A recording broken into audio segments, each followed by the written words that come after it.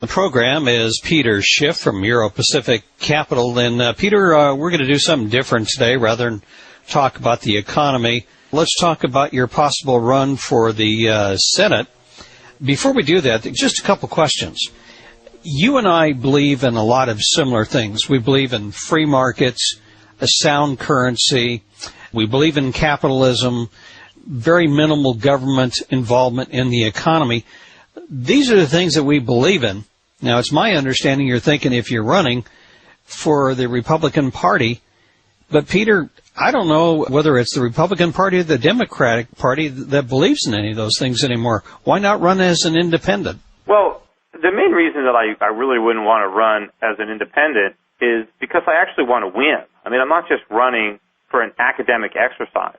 I actually want to win. I'm not going to spend all my time and all my effort to run for an office if I can't win. And if you look at the records of winning, I mean, Joe Lieberman was able to pull it off, but, I mean, he was actually an incumbent. He had a huge political machine, a lot of name recognition, and so he won. But that's really the exception, not the rule. And it's just trying to get on the ballot and to be taken seriously by the media if I ran as an independent. And then the problem is, of course, running as an independent, I have to beat the Democrat incumbent, Chris Dodd, and the Republican nominee. And that would be very difficult to do. I think, if anything, I might just get enough votes to give Dodd the election. I don't know that I would get a lot of Dodd supporters to vote for me. So I think a three-way race with two candidates who were, against Dodd, it would split the anti-Dodd voter and give him the election. So I don't want to do that. I don't want to make it easier for Chris Dodd to return for a sixth term. So I think that the only viable place for me to run is as a Republican. And I certainly have a lot philosophically in common with what the Republican Party professes to be.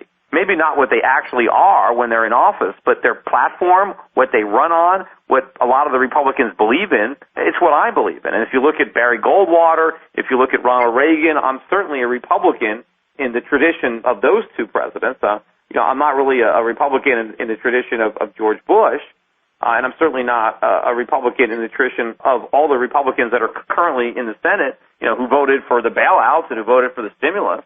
But I think a lot of people within the Republican Party would be very sympathetic to my philosophy.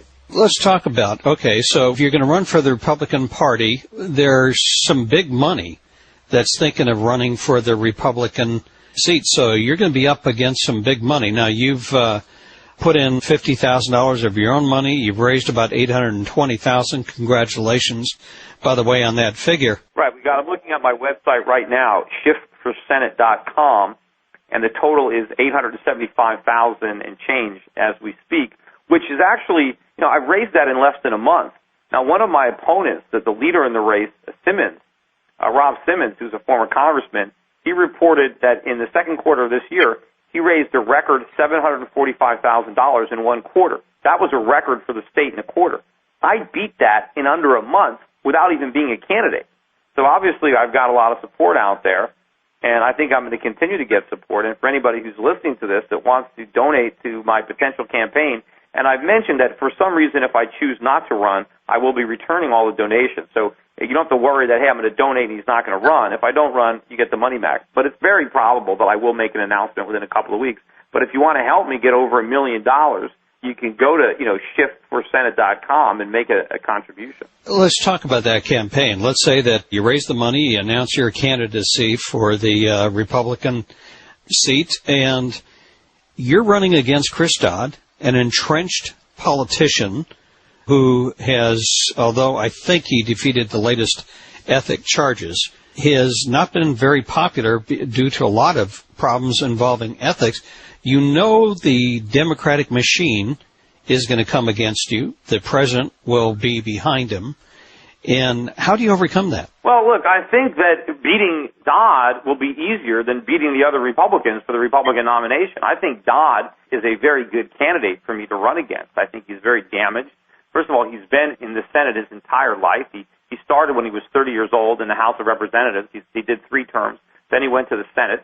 He's been there for 5 terms. So that's 36 years in Congress. Before that, he was in law school, and I think he did a couple of years in the Army. But he's never been in civilian employment. He's never had to live underneath the legislation that he passes. And his father was a senator, so he almost inherited it. So mentally, it's like he's, in the House of Lords. He doesn't have a clue, and I think that people are resenting that, and he's obviously been on the take. A lot of big Wall Street firms, and some of them now bankrupt, like Freddie and Fannie and AIG, have been his principal donators, and he's defended them, and he is one of the principal architects of the housing bubble that has now collapsed. And so I think he's an ideal person for me to run against, because I'm running as an outsider, a non-politician. My campaign would be based on the fact that we don't need more career politicians in Washington. That's why the country is such a mess. We need a real entrepreneur. We need somebody who understands economics, someone that respects the Constitution and understands money, somebody that predicted all these economic problems.